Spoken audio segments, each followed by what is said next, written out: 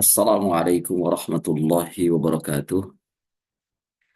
Alhamdulillah, ashhadu an la ilaha illallah wahdahu la syarika lah, wa ashhadu anna Muhammadan abduhu wa rasuluhu la nabiyya ba'dah. Allahumma salli wa sallim wa barik ala nabiyyina Muhammad wa ala alihi wa ashabihi ajma'in amma ba'd. Ikhwani fillah, a'azzani Allah wa iyyakum. Kita lanjutkan kajian kita dari pembahasan kitab Al-Usul min Ilmi Al-Usul karya Al-Imam Al-Faqihuz Zaman Muhammad bin Saleh Al-Utsaimin rahimahullahu taala. Pada pertemuan yang terdahulu kita telah menyelesaikan dari pembicaraan kita tentang uh, al-kalam, ya, tentang al-kalam, di mana beliau mengatakan bahwa al-kalam secara istilah adalah al-lafzul mufid. Secara istilah adalah al-lafzu al-mufid, yakni lafaz, sesuatu yang dilafazkan, sesuatu yang diucapkan yang memberikan faidah, yang memberikan faidah. Seperti di sana contohnya beliau memberikan Allahu Rabbuna. Allahu Rabbuna. Allah artinya adalah Allah Tuhan kita. Wa Muhammadun Nabiyuna. Wa Muhammadun Nabiyuna, dan Muhammad adalah Nabi kita. Ini adalah lafaz yang mufid, lafaz atau kata-kata yang berfaidah, yang memberikan faidah, yang memberikan kepada kita pemahaman, ya. Nah, kemudian eh, juga beliau mengatakan bahwa lafaz itu berbicara tentang eh, atau tersusun dari tiga perkara, yaitu imma isim atau fi'il atau huruf. Isim atau fi'il atau huruf itu al-kalam, dan semua yang termaktub dalam kitab-kitab para ulama, bahkan yang termaktub dalam kitabullah, ya, dari awal sampai akhir, susunan kalimatnya, susunan kalamnya hanya terdiri dari tiga ini. Hanya terdiri dari tiga hal, yaitu isim, fi'il, dan huruf. Adapun isim, fi'il, dan huruf sudah kita bahas tentang maknanya dan maksudnya, ya, bahwa isim adalah yang menunjukkan atas makna benda atau dirinya sendiri, ya, tanpa berkaitan dengan waktu atau zaman. Dan juga isim itu terbagi menjadi tiga macam. Yang pertama, ma yufidul umum, apa yang bisa memberikan faedah secara umum, seperti al-asmaul mausulah, isim-isim mausul itu yufidul umum. Kemudian yang kedua, ma yufidul itlaq, ia memberikan faedah secara mutlak, seperti kan nakirah fi siyaqil itsbat, seperti nakirah dalam siyak, dalam kalimat itsbat, maka itu mutlak. Yang ketiga adalah ma yufidul khusus, kal a'lam, apa yang bisa memberikan faidah secara khusus, seperti al-a'lam. Al-a'lam itu adalah isim-isim alam, ya, seperti Makkah, Madinah, Riyadh, atau nama-nama kota, ya, Jakarta, ya, kemudian atau nama negara itu al-alam, nama negara Saudi, ya, Ghana atau Injilizi, atau nama-nama orang, nama-nama orang Muhammad, Abdullah, baik ajam maupun Arab. Ya, ini yang disebut dengan al-alam. Itu yufidu al-khusus, memberikan faidah khusus. Dan isim yang seperti ini harus dipahami, isim yang tiga macam ini, yuk, dari macam-macam isim, yufidul umum, yufidul itlaq, yufidul khusus, ini akan memberikan faidah dalam ilmu fikih. Ya, dalam ilmu fikih ketika kita ingin menerapkan tentang hukum atau menetapkan tentang hukum dalam sebuah kalimat, baik kalimat Al-Quran maupun kalimat hadis. Apakah maknanya yufidul umum, apakah yufidul itlaq, apakah yufidul khusus. Nah, ini akan ditetapkan atau akan menetapkan hukum-hukum tersendiri. Maka ini harus kita pahami dengan baik. Kemudian juga fiil.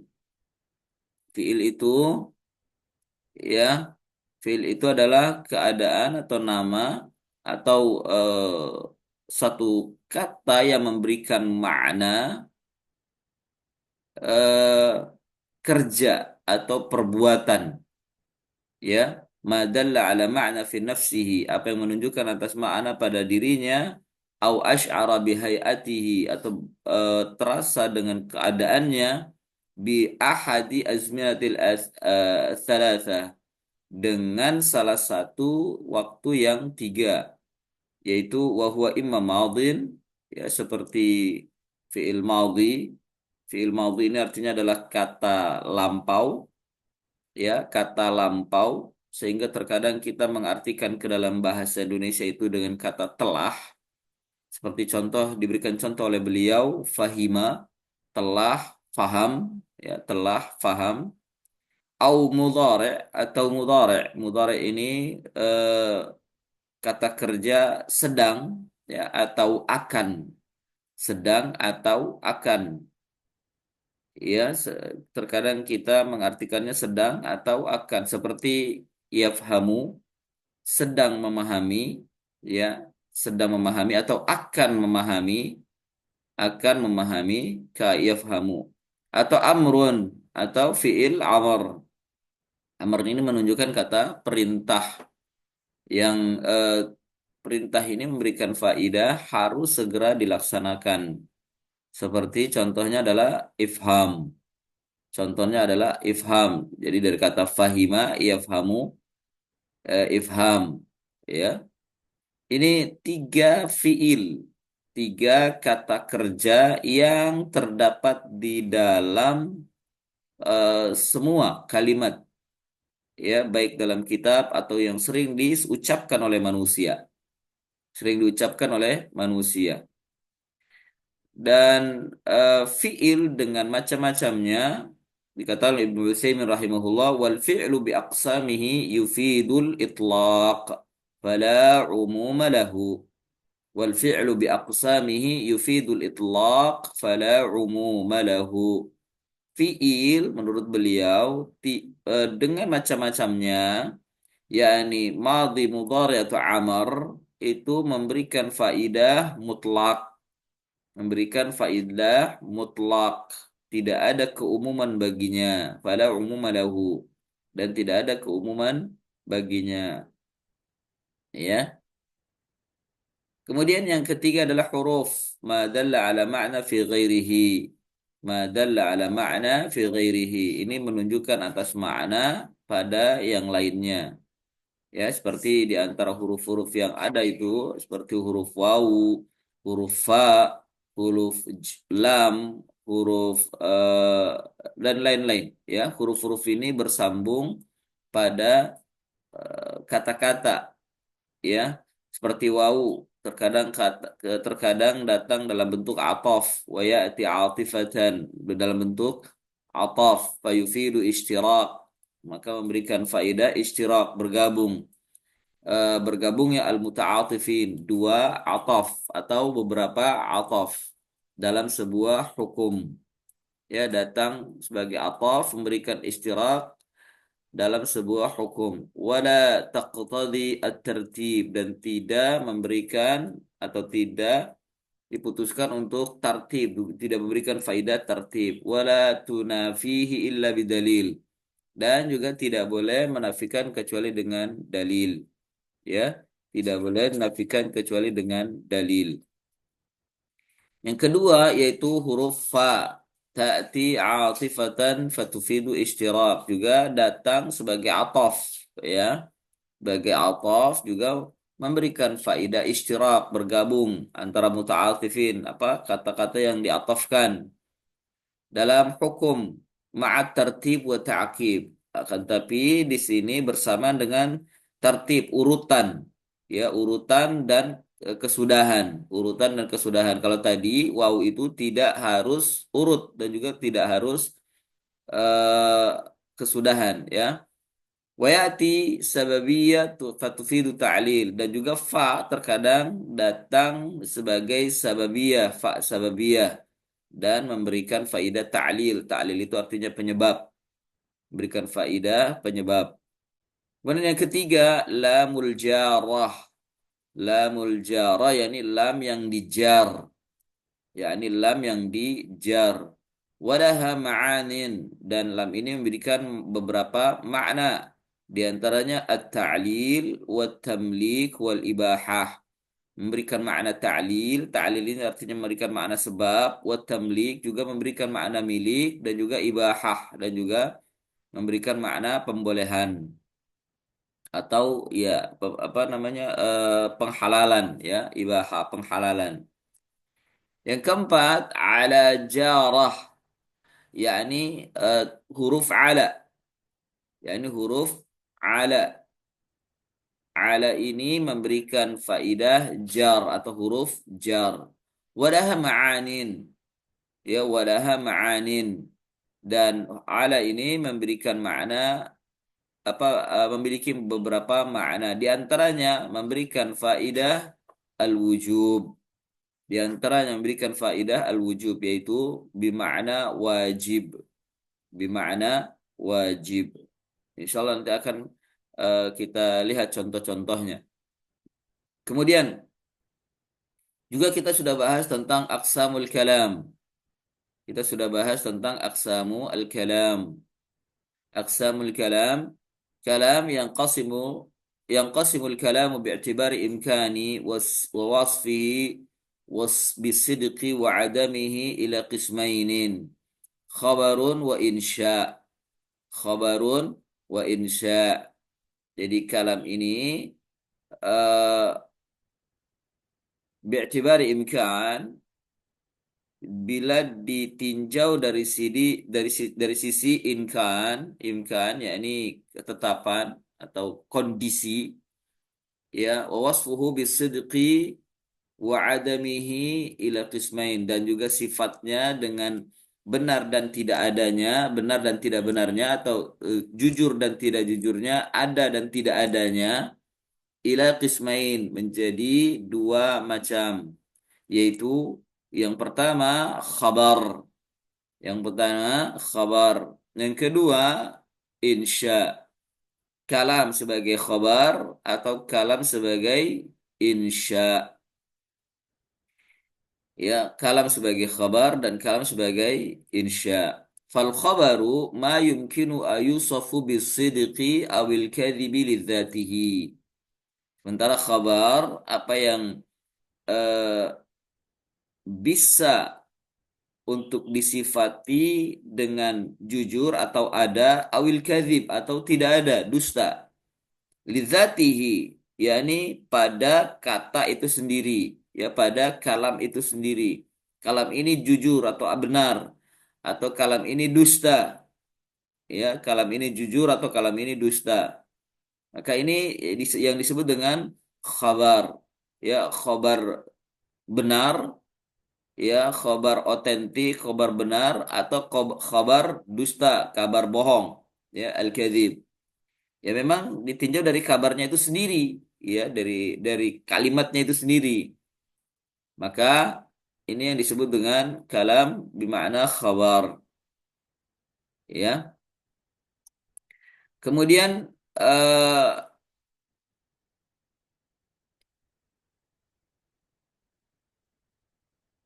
khabar bila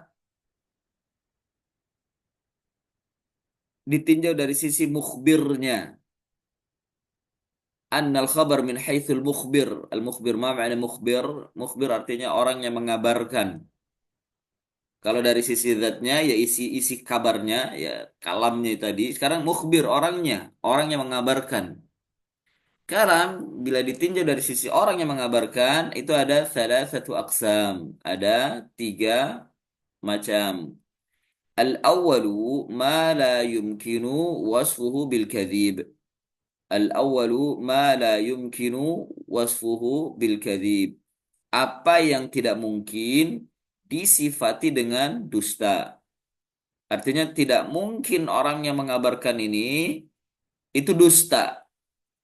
Seperti apa? Ka khabarillah. Seperti khabar Allah. Apa khabar Allah yang dimaksud adalah Al-Quran. Tidak mungkin Allah mengabarkan dengan kalam-kalam Al-Quran tersebut itu dusta. Tidak mungkin. Karena Rabbul Alamin. Ya, ini mutlak. Tidak mungkin Allah dusta.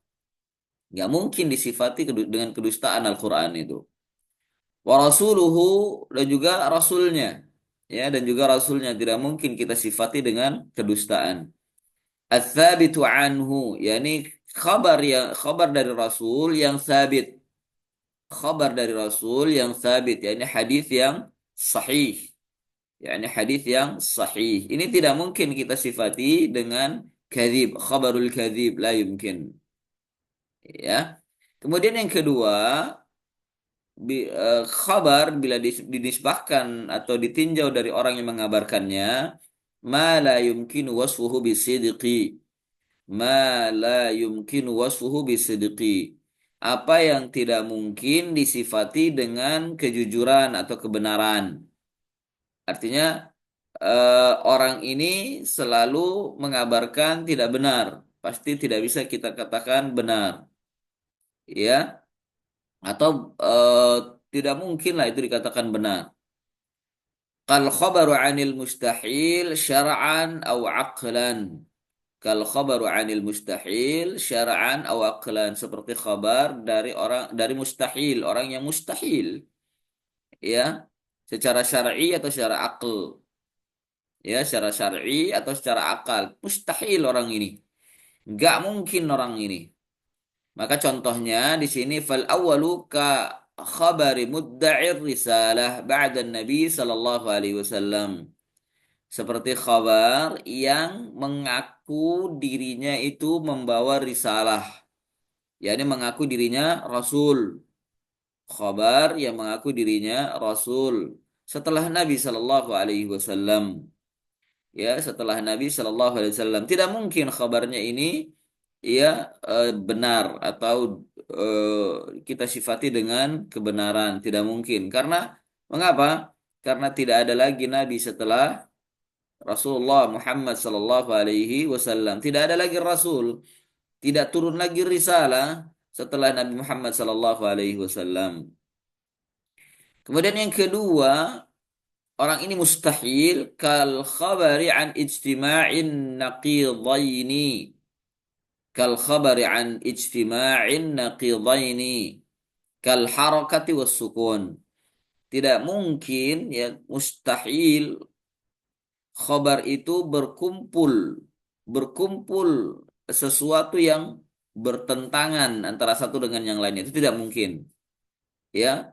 Tidak mungkin berkumpul sesuatu yang paradoks, bertentangan. Seperti apa? Kal harokah, bergerak, wasukun, dan diam. Al harokah ini gerak, wasukun ini diam. Fi ainin wahidah, fi zamanin wahidah. Dalam satu, dalam satu, yakni dalam satu materi atau dalam satu inti atau dalam satu hal, ya, fi zamanin wahid, dan juga dalam satu waktu, dalam satu hal, dalam satu waktu. Tidak mungkin dia bergerak, tidak mungkin itu sukun atau diam dalam apa, dalam satu waktu, materi ini, sesuatu ini bergerak, tapi nggak bisa kita katakan orang ini diam lah, tidak bisa, ya, dalam satu waktu, ya. Nah ini contohnya apa? Contohnya ikan. Ikan itu selalu bergerak di dalam air. Meskipun dikatakan bahwa ikan itu sedang tidur, tapi dia bergerak. Tidak mungkin kita katakan, oh ikan itu diamnya itu adalah gerak. Nggak mungkin, ya. Diamnya itu adalah gerak. Nah, karena ini nakir, bertentangan antara gerak dengan diam, ini bertentangan. Ya, maka ini dikatakan khobarul mustahil, kalam yang mustahil. Seperti juga tentang angin, tidak ada angin yang tidak bergerak. Angin itu selalu bergerak, ya. Angin itu selalu bergerak, meskipun ditandai dengan diamnya benda-benda di sekitarnya seperti pohon dan lain sebagainya, tetap angin itu bergerak. Maka tidak bisa dikatakan bahwa diamnya angin itu bergerak. Lah, itu eh, satu yang bertentangan. Bergerak ya bergerak, diam ya diam. Ya, diam ya diam. Kemudian yang ketiga, khabar bila ditinjau dari orang yang mengabarkannya, ma yumkinu ayusafu bisidqi wal kadhib imma ala sawa. Apa yang tidak mungkin disifati kalam khabarnya itu adalah benar atau dusta. Ya, tidak bisa dikatakan benar, juga juga tidak bisa dikatakan dusta. Ya, imma ala sawa, bisa jadi dia sama, ya, antara dusta dengan benarnya itu sama. Ya, au ma'a rajhani ahaduhuma, atau harus dirojihkan salah satunya, atau harus dirojihkan salah satunya.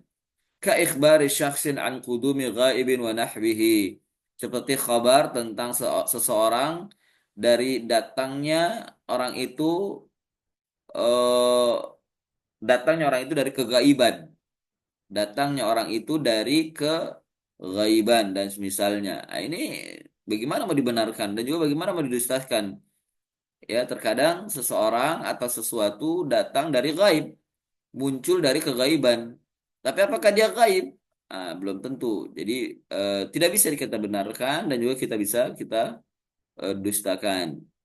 Ya, ini akan pembahasannya lebih dalam itu ketika kita membahas tentang fikih. Dan pembahasan kalam ini harus diperhatikan karena banyak sekali di sana kaidah-kaidah tentang apa namanya, isim, fiil dan huruf yang memberikan faidah-faidah sebagaimana yang sudah dikatakan tadi, yang memberikan faidah-faidah hukum, ya, faidah-faidah hukum atau faidah-faidah hikmah yang lainnya.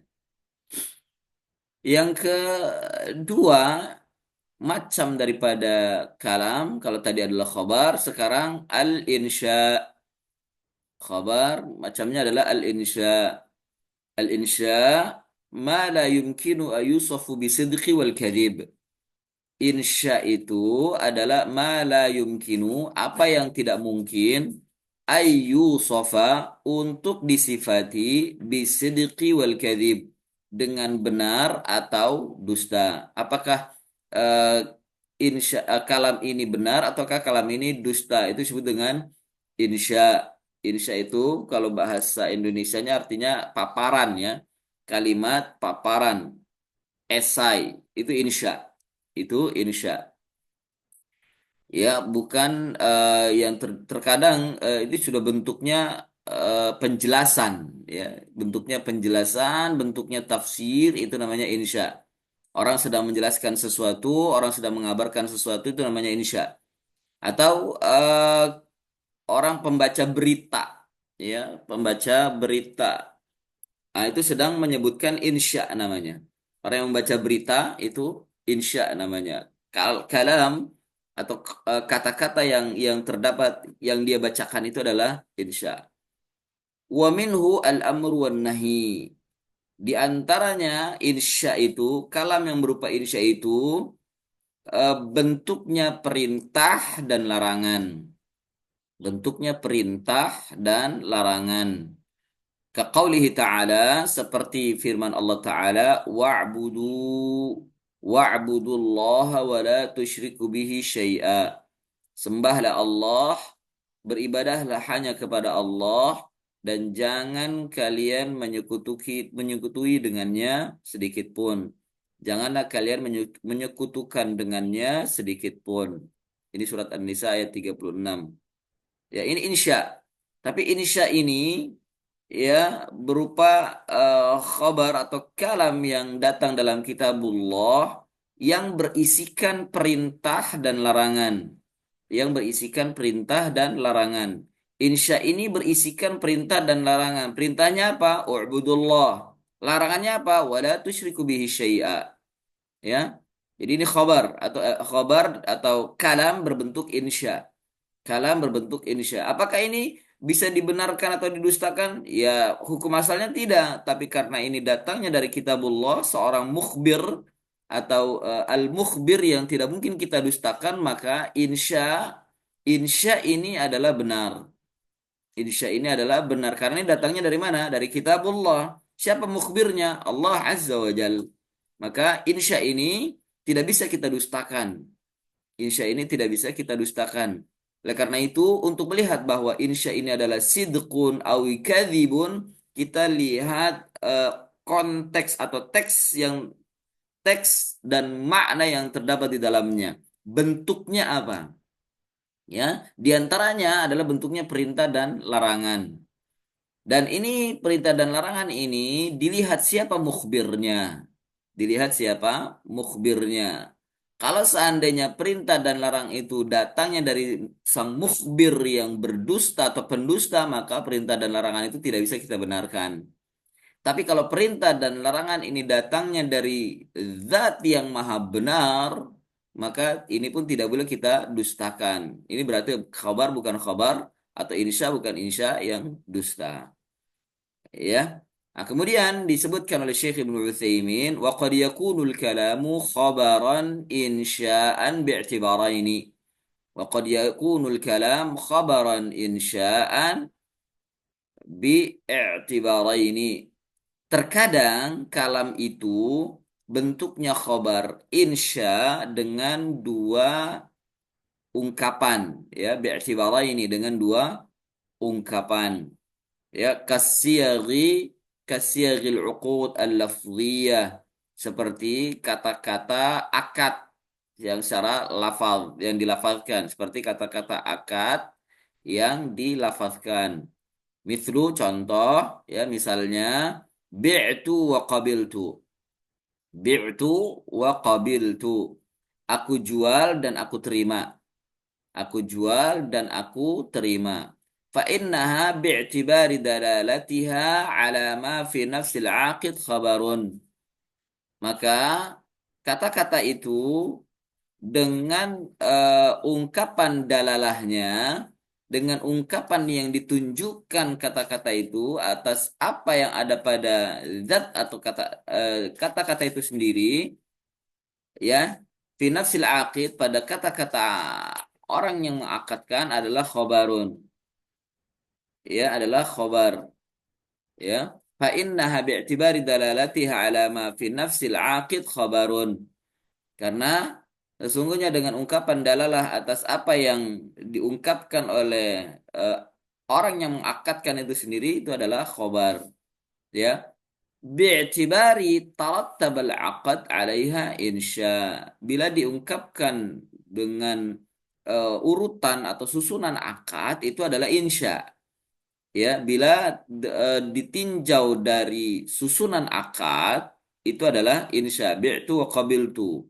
Tapi bila ditinjau dari dalalahnya, itu adalah khobar. Itu adalah khobar. Ini agak apa, memahaminya perlu ini ya, perlu eh, pemahaman yang bagus, yang cerdas, yang cerdik melihatnya. Ya. Jadi terkadang kalam kata-kata itu sebagai khobar dan juga sebagai apa, sekaligus sebagai insya, sebagai khobar sekaligus sebagai insya. Jadi dalam satu kata itu adalah khobar, tapi juga bisa dikatakan itu insya. Bi'tabara ini dengan dua tinjauan, dengan dua ungkapan dari sigat akad, ya seperti sigat akad lafwiyah, contoh bi'tu wa qabiltu. Ini bila ditinjau dengan dari dalalah orang yang mengucapkannya itu adalah khobar. Tapi dari susunan akadnya, bi'tibari tarattabal akad, bila susunan akadnya itu adalah insya. Ini yang perlu dipahami dengan benar. Ya. Wa qad ya'til kalam bi suratil khabar wal muradu bihi al insya wa bil aqsi li faidatin. Dan terkadang datang kalam itu dengan surah khabar, dengan bentuk khabar. Sementara yang dimaksud adalah insya. Sementara yang dimaksud adalah insya. Jadi kalam itu datangnya khobar, tapi yang dimaksud adalah insya, berita. Ya, wabil aksil fa'il li faidah, dan juga terkadang sebaliknya. Terkadang kalam itu dalam bentuk insya, tapi yang dimaksud adalah khobar. Terkadang kalam itu datangnya bentuknya dalam bentuk insya, tapi yang dimaksud adalah khobar. Ini yang disebut dengan al-aqs. Aqs artinya kebalikannya dan sebaliknya. Ya, li faidatin, karena ada faidah atau disebabkan karena ada faidah di sana. Disebabkan karena ada faidah di sana. Misalul awal, contoh yang pertama adalah qauluhu ta'ala, firman Allah Ta'ala, wal mutallaqatu yatarabbasna bi anfusihinna thalathata quru'. Wal mutallaqatu yatarabbasna bi anfusihinna thalathata quru'. Dan wanita-wanita yang ditalak, mereka menunggu dengan diri-diri mereka sendiri 3 kali kuru. Ya, artinya wanita-wanita yang ditalak itu harus menunggu selama 3 kali kuru. Ya, 3 kali kuru. Jadi wanita-wanita yang ditalak itu tidak boleh langsung menikah lagi. Tidak boleh langsung dikhitbah lagi. Sampai mereka menyelesaikan 3 al-quru. Ya, tunggu dulu berlalu 3 quru. Nah, berbeda pendapat para ulama apa yang dimaksud dengan al-quru. Para ulama mengatakan yang dimaksud dengan quru adalah bulan. Ada yang mengatakan bulan, tiga bulan, menunggu dengan 3 bulan. Pendapat yang kedua yang dimaksud quru adalah haid. Yang dimaksud quru adalah haid. Jadi menunggu 3 kali haid. Harus menunggu 3 kali haid. Ya.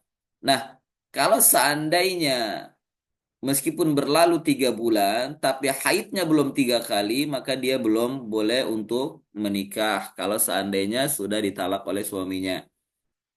Karena yang dimaksud quru adalah haid. Ini perbedaan pendapat para ulama. Namun yang rajih adalah yang dimaksud quru adalah haid. Ya, adalah haid. Menunggu 3 kali haid untuk kebersihan rahimnya. Ini terdapat dalam surat Al-Baqarah 228. Faqauluhu, maka perkataannya ia tarabbasna bi suratil khabar wal muradu biha al-amr. Wa faqauluhu, maka firman Allah Subhanahu wa taala pada kalimat ia tarabbasna tadi, wal mutallaqatu yatarabbasna, itu datangnya dalam bentuk khabar. Karena ini bentuknya apa? Bentuknya kalimat jumlah fi'liyah, ya tarabbasna itu jumlah fi'liyah, ya khobar. Tapi khobar ini yang dimaksud adalah amr. Maksud dari khobar ini adalah perintah. Perintah untuk menunggu 3 kali kuru. Ya, perintah untuk menunggu 3 kali kuru. Ini yang dimaksud dengan apa tadi? Khobar, tapi yang dimaksud adalah insya, atau insya tapi yang dimaksud adalah khobar. Ya, ini khobar, tapi yang dimaksud adalah insya, ya ini perintah. Karena di antara insya tadi adalah bentuk kalimatnya mengandung perintah, bentuk kalimatnya mengandung perintah. Naam, yatarabbasna ini bentuknya khobar tapi mengandung perintah. Wal muradu biha al-amr. Jadi wanita yang ditalak diperintahkan dirinya menunggu 3 kali quru, baru setelah itu diizinkan untuk menikah kembali. Wa faidatu dzalika ta'kidu fi'lil ma'muri bihi, dan faidah yang demikian itu adalah menguatkan perbuatan yang diperintah dengannya. Maksudnya, ya, perintah dalam bentuk khobar itu maknanya adalah takkid. Perintah dalam bentuk khobar maknanya adalah takkid. Apa? eh, Yakni perbuatan yang dikuatkan, perintah yang dikuatkan. Perintah yang dikuatkan maksudnya tidak boleh menyelisihi. Tidak boleh menyelisihi perintah. Karena perintah itu adalah perintah yang kuat. Perintah yang kuat. Yang menunjukkan atas wajib. Biasanya kalau sudah diiringi dengan ta'kid itu menunjukkan atas wajib. Hatta ka'annahu amrun waqi'. Hingga seolah-olah itu adalah perintah waqi'. Perintah yang nyata. Perintah yang nyata. Benar-benar harus dilaksanakan. Yatahaddatsu anhu kasifatin min sifatil ma'mur. Ya, perintah yang nyata yang berbicara tentangnya seperti sifat-sifat yang diperintah. Seperti salah satu sifat dari sifat-sifat yang diperintah. Ya, wa mithalul aqas, dan contoh sebaliknya ini yang kedua. Contoh sebaliknya adalah qauluhu ta'ala wa qala alladhina kafaru lilladhina amanu ittabi'u sabilana wal nahmil khatayakum. Dan berkata orang-orang kafir kepada orang-orang yang beriman, ikutilah kalian jalan-jalan kami, dan sungguh kami akan menanggung dosa-dosa kalian. Sungguh kami akan menanggung dosa-dosa kalian. Ini kalimat sebaliknya. Kalimatnya di sini banyak sekali insya, ya, yaitu dalam bentuk perintah. Berkata orang-orang kafir kepada orang-orang yang beriman, ittabi'u, ini perintah. Ikutilah sabilana, jalan kami. Wal nahmil, kami akan membawa atau menanggung khatayakum, dosa-dosa kalian. Ini dalam surat Al-Ankabut ayat 12. Faqauluhu wal nahmil, maka kata-kata kalimat wal nahmil dan sungguh kami akan menanggung, sungguh kami akan menanggung, ini adalah bisuratil amar. Bentuknya adalah perintah. Wal muradu biha al khabar. Sementara yang dimaksud adalah khabar. Bentuknya perintah. Wal nahmil ini bentuknya apa? Perintah. Mana menunjukkan perintah? Karena ada lamul amar. Ada lam yang menunjukkan atas perintah. Maka ini bentuknya perintah. Ya. Tapi yang dimaksud ini adalah khobar. Perintah yang dimaksud adalah khobar. Yani ai wa nahnu nahmil. Artinya wal nahmil yani dan kami akan membawa, kami akan menanggung. Bukan wal nahmil dan kami tanggung, ya. Wal nahmil dan kami tanggunglah gitu, ya. Tanggunglah kami gitu dan tanggunglah kami, tidak, tapi kami akan menanggung. Wa faidatu dzalika tanzilu syai' al-mukhbir anhu manzilatal mafrud al-mulzam bihi. Dan faidah yang demikian itu adalah menurunkan sesuatu, al-mukhbir anhu, sesuatu yang dikabarkan, ya, menurunkan sesuatu yang dikabarkan atau mendudukkan sesuatu yang dikabarkan pada kedudukan yang semestinya, yang lazimnya seperti itu, ya, pada kedudukan yang semestinya, ya, karena nggak mungkin manusia itu menanggung dosa, tidak mungkin, ya, tidak mungkin manusia menanggung dosa, ya, maka yang dimaksud di sini adalah ya, menanggung dosa adalah maka yang dimaksud adalah kata-kata khobar, bukan perintah. Khobar, oh kami menanggung, ya, kami yang menanggung. Nah, ini contoh daripada sebaliknya dari kaidah tadi yang terkadang bentuknya khobar tapi yang dimaksud adalah insya. atau insya tapi yang dimaksud adalah khobar. Kemudian juga kita membahas pada pertemuan terdahulu yaitu tentang hakikat, hakikat dan majaz. Hakikat dan majaz. Ya, al-haqiqatu wal majaz. Musannif mengatakan wa yanqasimul kalamu min haitsul istimali ila haqiqatin wa majaz, dan kalam ditinjau dari sisi isti'mal penggunaannya, ya, itu dua terbagi menjadi dua. Yang pertama hakikat. Yang pertama hakikat. Kalam itu menunjukkan atas hakikat. Yang kedua majaz. Yang kedua majaz. Ya. Yang pertama hakikat. Fal haqiqatu hiya al-lafdhul musta'mal fi ma wudi'a lahu. Al-lafdhul musta'mal fi ma wudi'a lahu. Makna hakikat adalah lafaz yang digunakan pada apa yang diletakkan untuknya. Ya, ini makna aslinya. Bahasa kita itu makna aslinya. Hakikat itu adalah makna aslinya. Mithlu, misalnya, contoh, misal, asadun lil haywanil muftaris. Contoh adalah asad. Asad itu singa. Singa itu aslinya adalah binatang. Binatang yang buas. Li haywanil muftaris, binatang yang buas. Singa adalah binatang yang buas, ya. Kalimat asad, kalimat singa aslinya adalah menunjukkan atas binatang yang buas. Kemudian, ya, yang disebutkan oleh musannif, kalimat hakikat wa tanqasimul haqiqatu ila thalathati aqsam. Wa tanqasimul haqiqatu ila thalathati aqsam. Hakikat itu terbagi menjadi tiga macam. Hakikat, yakni kata-kata hakikat, kalimat hakikat, artinya kalimat yang memiliki makna asli tadi, terbagi menjadi tiga macam. Lughawiyatan wa syar'iyatan wa urfiyah. Lughawiyatan wa syar'iyatan wa urfiyah. Yakni pertama lughawiyah, makna hakikat secara lughawiyah. Yang kedua, makna kalimat hakikat secara syar'iyah, secara syar'iyah.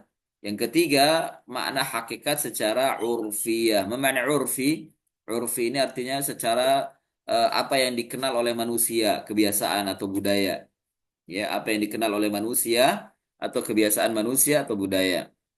Itu urf. Kemudian dijelaskan oleh musannif, fal-lughawiyah, yakni makna hakikat secara lughawiyah, hiya al-lafzul musta'malu fi ma wudi'a lahu fil lughah. Al-lafzul musta'malu fi ma wudi'a lahu fil lughah.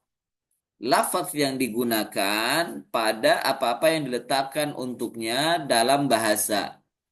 Lafaz yang digunakan yang diletakkan memang dalam bahasa, yakni lafaz secara bahasa, lafaz hakikat secara bahasa, ya. Contoh, ya, misalnya dzalik, contohnya adalah as-shalah. Contohnya adalah as-shalah. As-shalah secara hakikat lugawiyahnya itu maknanya apa? Ad-du'a. Makanya sering dikatakan as-salatu lughatan ad-du'a. Salat secara lughah, secara bahasa artinya adalah doa. Fatahmilu atau tuhmalu alaihi fi kalami ahli lughah. Maka salat dibawa kepada perkataan atau kalam para ahli bahasa. Jadi salat menurut para ahli bahasa itu maknanya adalah doa. Ya, maknanya doa. Namun eh, selanjutnya wal haqiqatu syar'iyyah, lafaz kalam hakikat secara syar'i adalah al-lafzul musta'mal fi ma wudi'a lahu fi syara'. Al-lafzul musta'mal fima wudi'a lahu fi syara'. Lafaz yang digunakan pada apa-apa yang diletakkan untuknya dalam syariat, dalam syara', yakni dalam syar'i, atau kalau kita sering disebut adalah hakikat secara syar'i. Makna kalimat atau makna kata hakikatnya secara syar'i. Ya, contoh tadi salat. Misalnya dzalik as-salat, contohnya itu salat. Maka salat hakikat secara syar'inya adalah diberikan definisinya oleh para ulama al-aqwalu wal af'alu al-ma'lumatu al-muftatihatu bit takbiri al-mukhtatimatu bit taslimi. Ya, ini secara syar'i. Dan terkadang para ulama menyebutkan makna atau makna kalimat secara hakikat syar'i adalah berkaitan dengan definisi, ya, definisi secara syar'i. Definisi secara syar'i. Jadi dikatakan oleh beliau di sini as-shalah fahinna haqiqatuha. Salat secara hakikat adalah secara hakikat secara syar'inya adalah aqwalun, kata-kata atau perkataan-perkataan, wa af'alun, dan perbuatan-perbuatan al-ma'lumah yang telah diketahui, al-muftatihah yang dibuka atau diawali bit takbir dengan takbir. Ini yang kita kenal dengan takbiratul ihram. Al-mukhtatimatu bitaslim, yang diakhiri, al-mukhtatimah yaitu yang diakhiri bitaslim dengan salam, yang diakhiri dengan salam. Ini makna hakikat salat secara syar'i. Makna hakikat salat secara syar'i. Fatuhmalu fi kalami ahli syara' ala dhalik. Maka kata salat tadi dibawa dalam kalam atau dalam kalimat ahli syara', yakni ahli syariat, ahli din, ahli agama. Apa yang kita sebut dengan ulama. Kemudian kalam eh, hakikat secara urfiyah, wal hakikatul urfiyah. Hakikat secara urfiyah yaitu al-lafzul musta'mal fi ma wudi'a lahu fil urf. Makna urf, urf itu tadi sudah disebutkan, ya, kebiasaan, asal kebiasaan atau budaya yang beredar, yang berlaku di kalangan manusia, ya, yang berlaku di kalangan manusia atau terkadang pada daerah-daerah tertentu, ya. Ini secara urf. Nah, di sini diberikan contoh oleh muallif atau musannif yaitu mithalu dzalika ad-dabbah. Contohnya adalah ad-dabbah. Ad-dabbah secara hakikat urfiyah, secara urf, ya, hakikat urfiyah itu adalah zatul arba' minal haywan. Zatul arba' minal haywan. Binatang, hewan yang memiliki kaki empat. Itu dabah. Binatang atau hewan yang memiliki kaki empat. Zatul arba' minal haywan. Fatuhmalu alaihi fi kalami ahli urf. Maka dibawa atasnya, yakni dibawa atas kalimat dabah tadi pada kalam ahlul urf. Orang-orang yang mengerti tentang urf, kebiasaan manusia. Ya. Nah, ini contoh daripada kalimat al-urf, dabah. Jadi apa yang di al-urf itu biasanya kita kenal dengan ma yatabadar fid dhihn. Ma yatabadar fid dhihn, apa yang berputar dalam pikiran, apa yang manusia tanpa berpikir sudah berpikir ke sana, sudah memberikan asumsi ke sana, itu namanya urf. Ini biasanya apa maknanya? Ini maknanya apa secara apa yang beredar di kalangan pikiran manusia, itu urf namanya. Yang sudah diketahui oleh manusia secara umum. Yang sudah diketahui manusia secara umum. Ya. Kemudian musannif mengatakan di sini wa faidatu ma'rifati taqsimil haqiqa ila thalathatil aqsam an nahmila kulla lafdhin ala ma'nahu al-haqiqiyyu fi maudhi'i istimali fi maudhi'i istimalihi. Faidah kita mengetahui macam-macam hakikat terbagi menjadi tiga macam ini, ya, hakikat lugawiyah, hakikat syar'iyah, dan hakikat urufiyah. Kata beliau, an-nahmila, kita akan bisa membawa kullal lafzin, setiap lafaz, ala makna, sesuai dengan maknanya. Kita akan bisa membawa setiap lafaz itu sesuai dengan maknanya. Jadi sesuai dengan makna hakikatnya. Makna huwa hakiki. Fi maudhi'i istimalihi. Pada tempat penggunaannya. Pada tempat penggunaannya. Jadi meletakkan sesuatu pada tempatnya. Meletakkan kalimat pada tempatnya. Jangan dibalik-balik. Ya, jangan dibalik-balik. Dan juga tidak membatasi, ya, harus lugawi saja. Sementara dia tidak melihat syar'i dan urfi. Ya, ini perlu diperhatikan. Fayuhmalu fi istimali ahli lughah ala haqiqatil lughawiyah.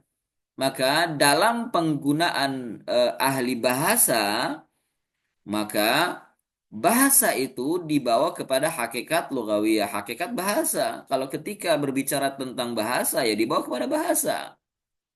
Wa fi istimali syara', dan dalam penggunaannya di dalam syariat, maka hakikat kalimat itu dibawa ke dalam makna syariah.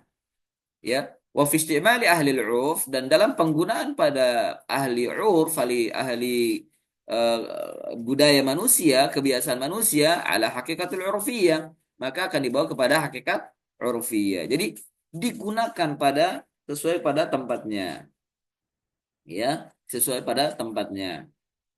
Nah, ini di sana akan keluar kaidah ketika kita membahas tentang masalah antara antara dua makna. Pertama contoh bid'ah, ini adalah kalam atau kalimat atau kata, ya.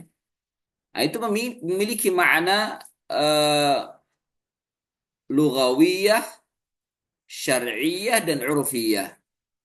Kalimat bid'ah itu memiliki makna hakikat lugawiyah, memiliki makna hakikat syariah, dan memiliki makna hakikat urfiyah. Nah, makna bid'ah secara lugawiyah, ya, sebagaimana diterjemahkan atau ditafsirkan oleh Nabi, yaitu muhdats, perkara yang baru.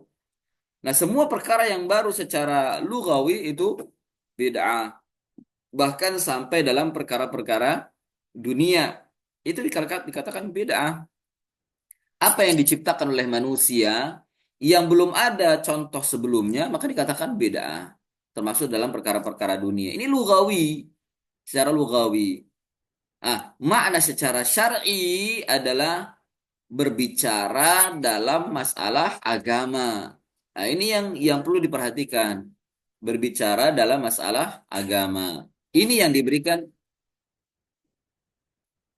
ini yang diberikan pengertiannya oleh Nabi Shallallahu Alaihi Wasallam.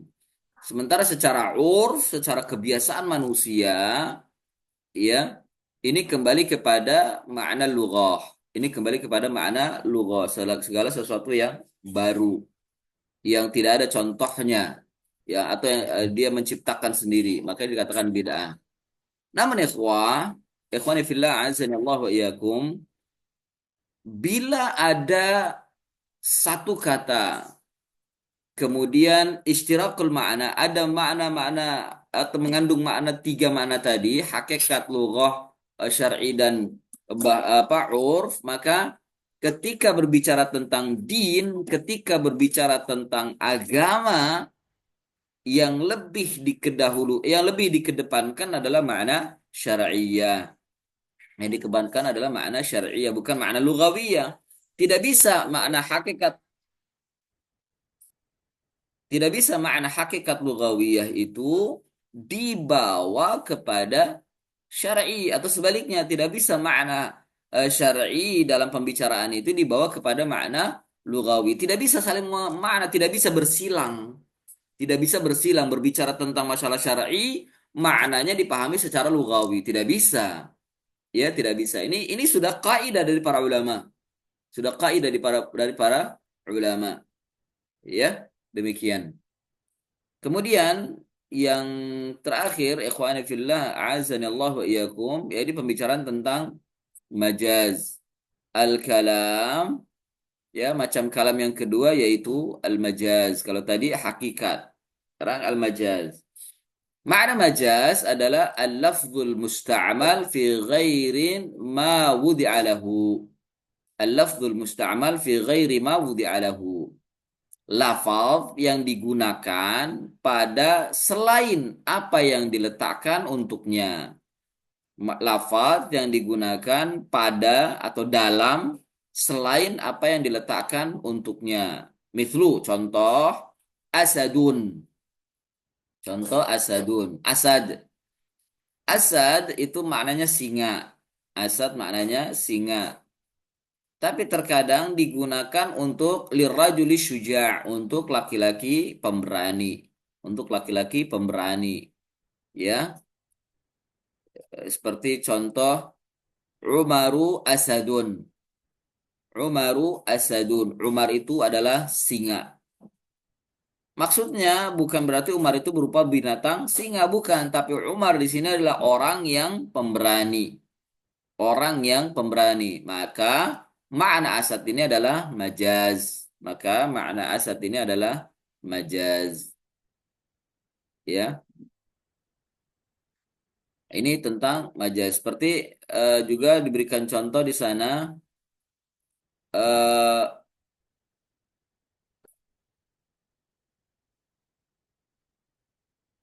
Diberikan penjelasan oleh muallif di sana.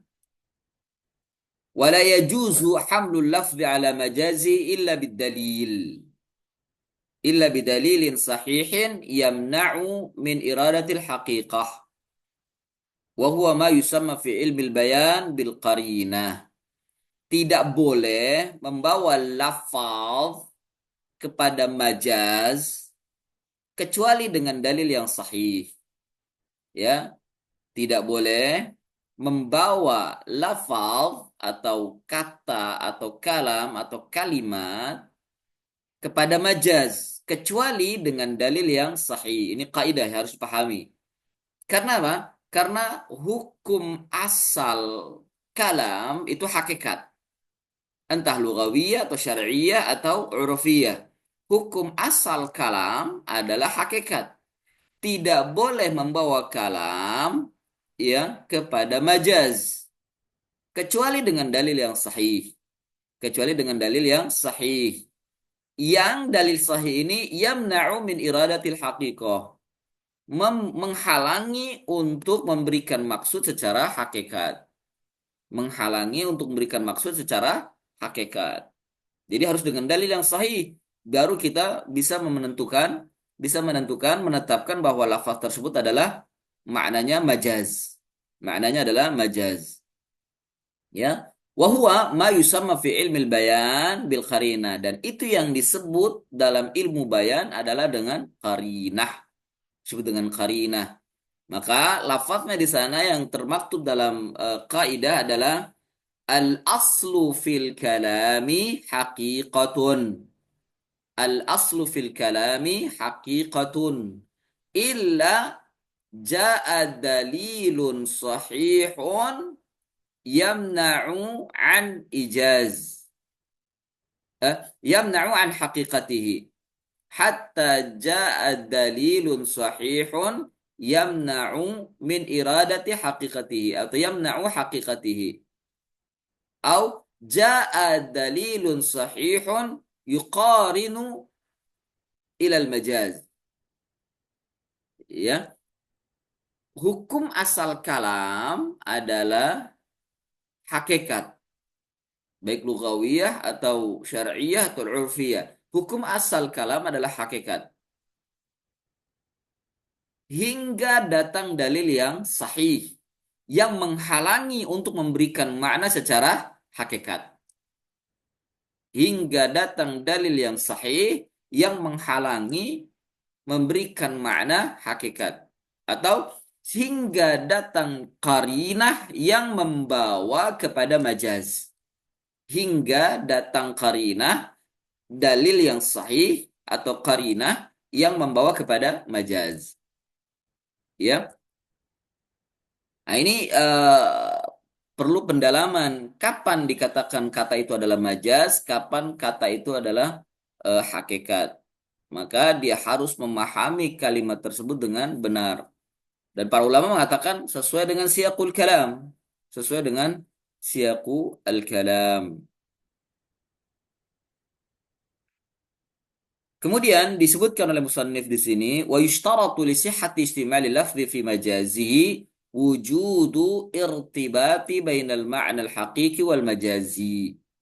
Disyaratkan benarnya penggunaan lafaz di dalam majaz, yakni disyaratkan sahihnya atau sahnya menggunakan lafaz untuk majaz atau di dalam majaz adanya keterkaitan, wujudu irtibat, adanya keterkaitan bainal ma'na al-haqiqi wal majazi, antara makna hakiki dan majazi itu ada keterkaitannya.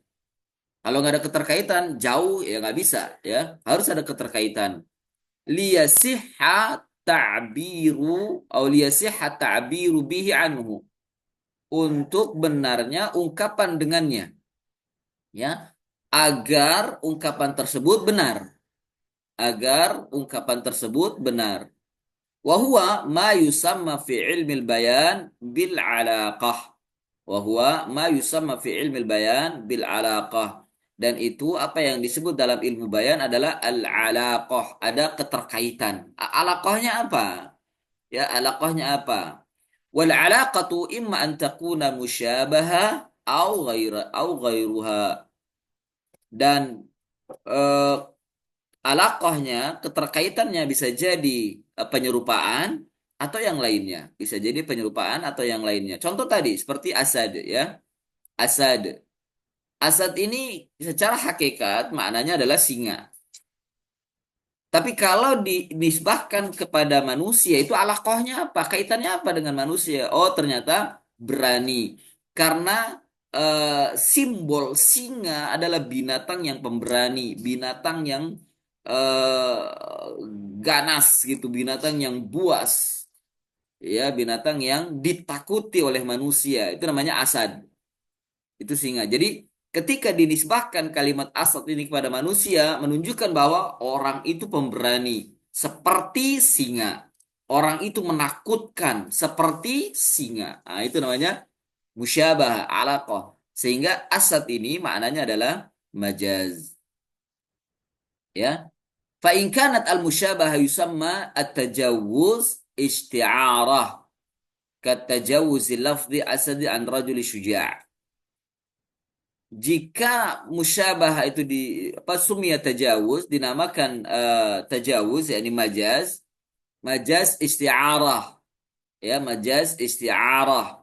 Isti'arah artinya meminjam, yakni meminjam kata, meminjam kata seperti tajawuz lafzi asad. Majaznya lafaz asad tentang ar-rajulu syuja, tentang seorang yang pemberani, seorang yang pemberani. Maka orang yang pemberani ini meminjam kata asad untuk memberikan sifat pada orang tersebut. Ya, seseorang menggunakan lafaz asad, meminjam kata asad, kata singa, untuk memberikan sifat kepada seseorang disebabkan karena pemberaninya. Maka itu disebut dengan tajawuzu isyarah, isti'arah. Musyabaha isti'arah. Ya, meminjam kata. Karena memang ada kaitannya, ada alaqahnya. Alaqahnya apa? Memberani dan menakutkan itu, ya, maka dikatakan singa. Wa in kanat ghaira musyabaha sumiyat tajawuz majazan mursalan. Wa in kanat ghaira musyabaha, jika selain daripada musyabaha, yakni bukan penyerupaan, alaqahnya itu bukan penyerupaan, maka majaznya disebut majaz mursal. Majaznya disebut semua majaz mursal, majaz yang terputus. In kana tajawuzu fil kalimat wa majazan aqliyan wa in kana tajuzu fil isnad. Dan dikatakan majaz mursal tadi, sumber majaz mursal tadi, jika majaznya itu dalam kalimat. ya terputusnya dalam kalimat. Dan dikatakan majaz akli ingka natajawuzu fi isnad jika majaznya itu disandarkan kepada atau disebutkan dengan sandaran ya, majaz sandaran, majaz sandaran.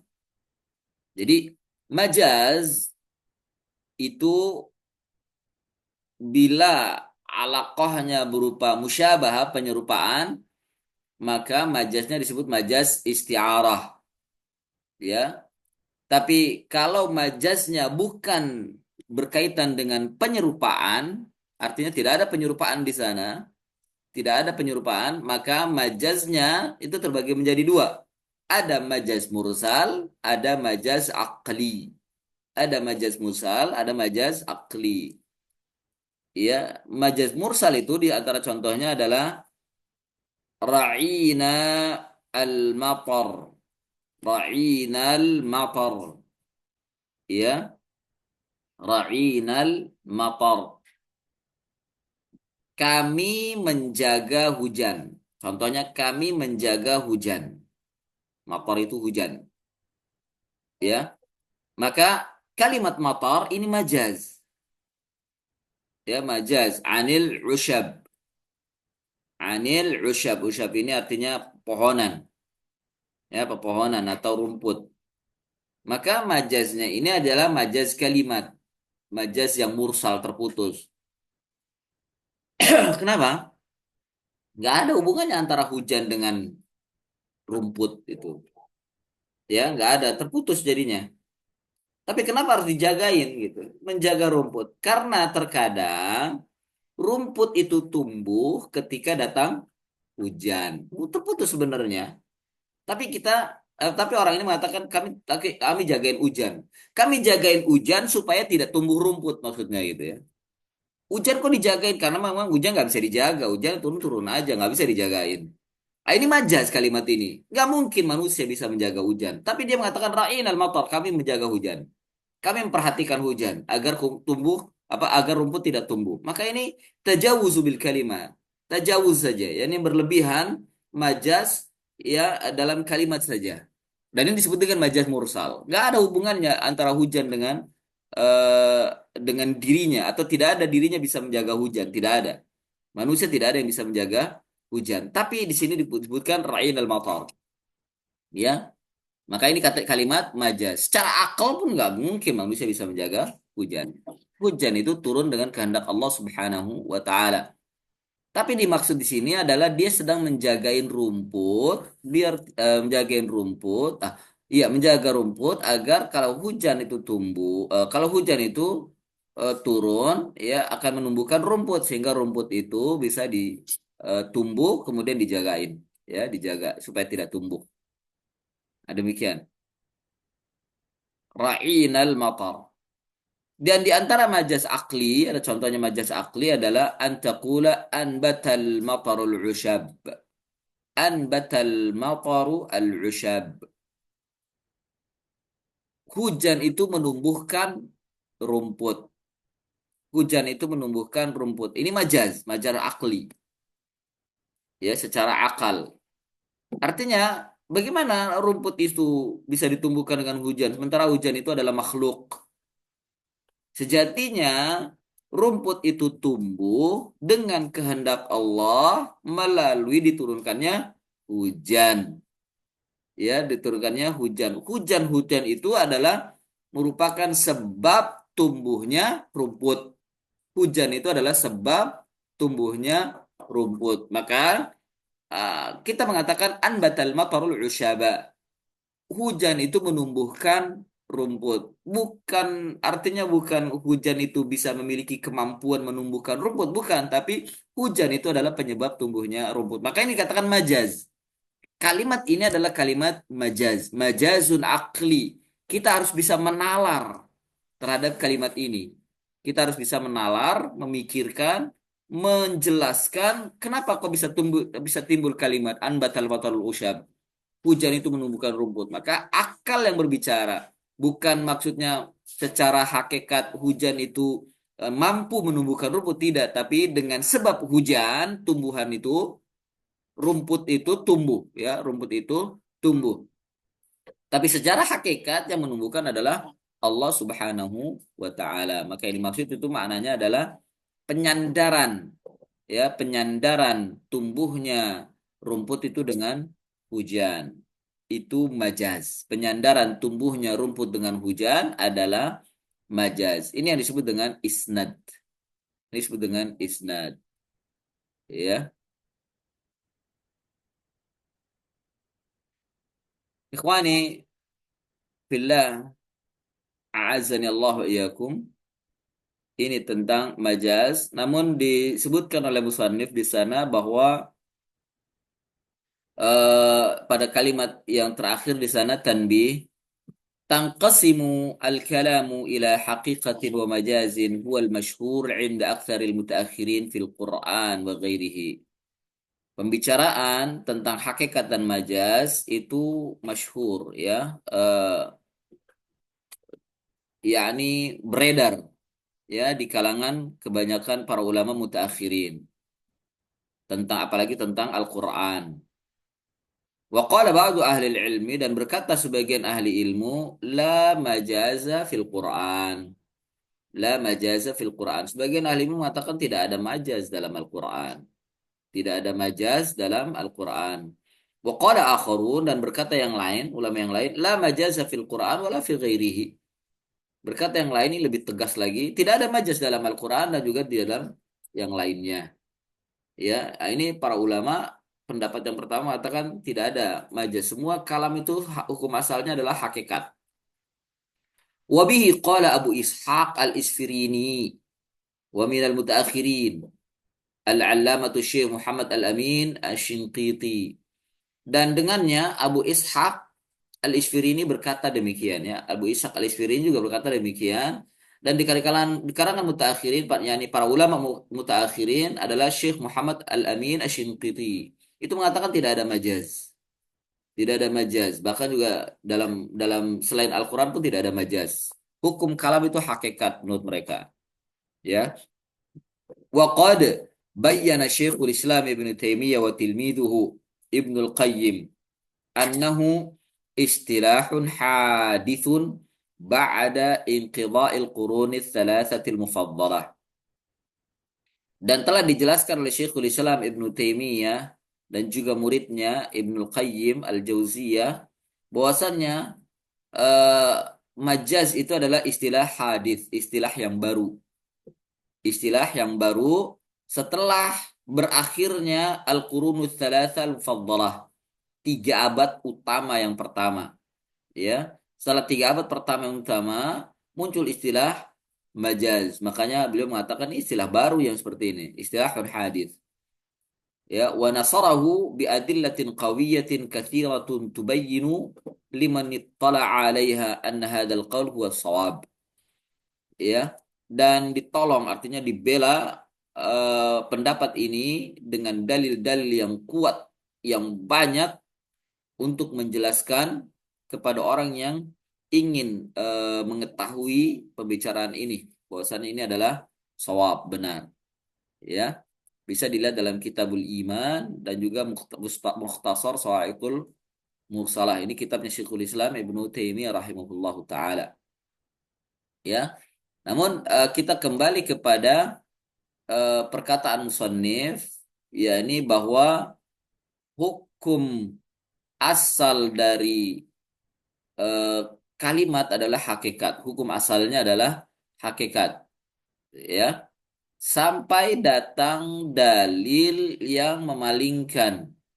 Sampai datang dalil yang memalingkan dari hakikat kepada majaz.